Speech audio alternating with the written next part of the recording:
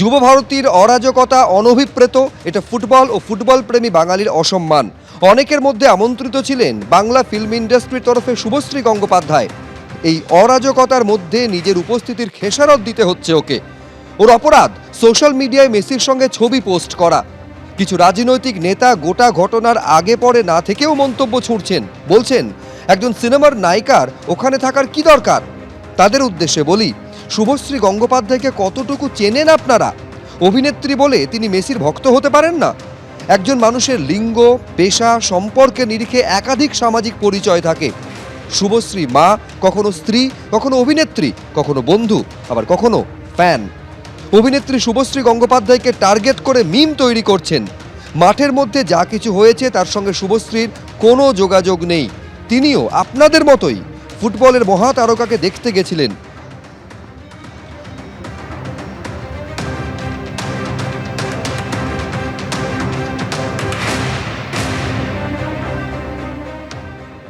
এরই মধ্যে আজকে সাংবাদিক বৈঠক করেছিলেন বিরোধী দলনেতা। গতকাল যে অরাজক পরিস্থিতি তৈরি হয়েছিল তার জন্য সরাসরি রাজ্য সরকার, রাজ্যের শাসক দল এবং পুলিশ প্রশাসনকে কাঠগড়ায় তুলেছেন বিরোধী দলনেতা। তৃণমূলের নেতা মন্ত্রীদের সঙ্গে মেসির ছবি দেখিয়েছেন বিরোধী দলনেতা এবং সরাসরি এই জন্যই দর্শকেরা মেসি দর্শন থেকে বঞ্চিত হয়েছেন বলে অভিযোগ করেছেন তিনি।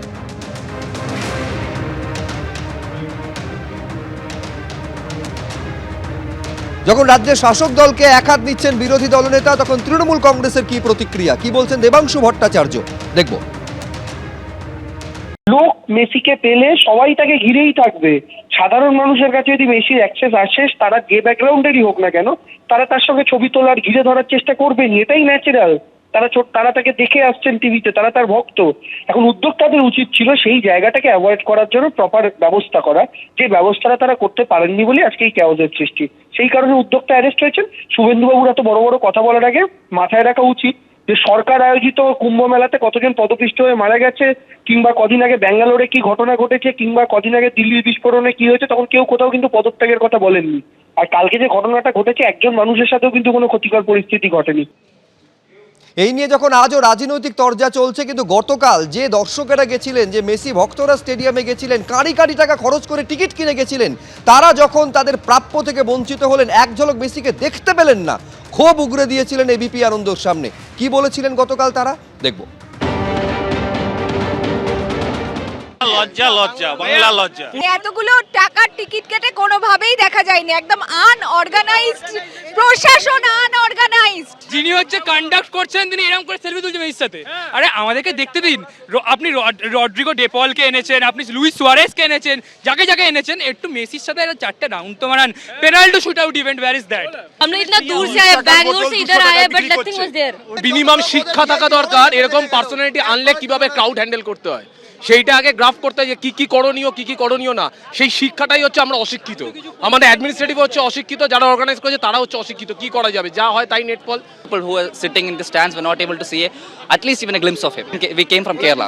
मैनेजमेंट में ये लोग A++ रेटिंग मिलेगा इन लोगों को। They were just eager to sign their own jerseys. The political leaders somewhere there, they were eager to click pictures with them. Okay, so yes, that's he said that's just a scam, a business. They have made a profit out of the people's money. It's just a scam. It's a scam. इसके नेता मंत्री मुख छाड़ा और একজন হিরোইনের মুখ ছাড়া আমি কাউকে দেখতে পাইনি। इतना लोगों का पैसा, इमोशन, टाइम सब बर्बाद। আবার সেই যোগ্যরা পেল না, অযোগ্যরা পেল, এই মন্তব্য পোস্ট করেছেন অভিনেতা ঋত্বিক চক্রবর্তী। এবং তারপর তিনি বলছেন, মেসিকে দেখা নিয়ে বলছি। ঋত্বিক চক্রবর্তী অভিনেতা, তিনি গতকালকের ঘটনা নিয়ে পোস্ট করেছেন এবং পোস্ট করে তিনি বলছেন, আবার সেই যোগ্যরা পেল না, অযোগ্যরা পেল, মেসিকে দেখা নিয়ে বলছি।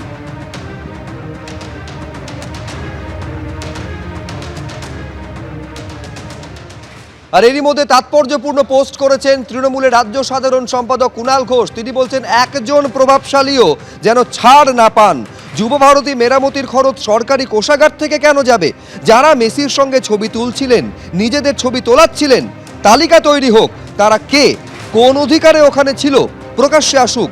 ওদের জন্য বঞ্চিত দর্শকেরা, পোস্ট করেছেন কুণাল ঘোষ। তিনি আরও লিখছেন, একজন প্রভাবশালীও যেন ছাড় না পান। যে গুন্ডারা ভাঙচুর করেছে তাদের থেকেও জরিমানা নেওয়া হোক।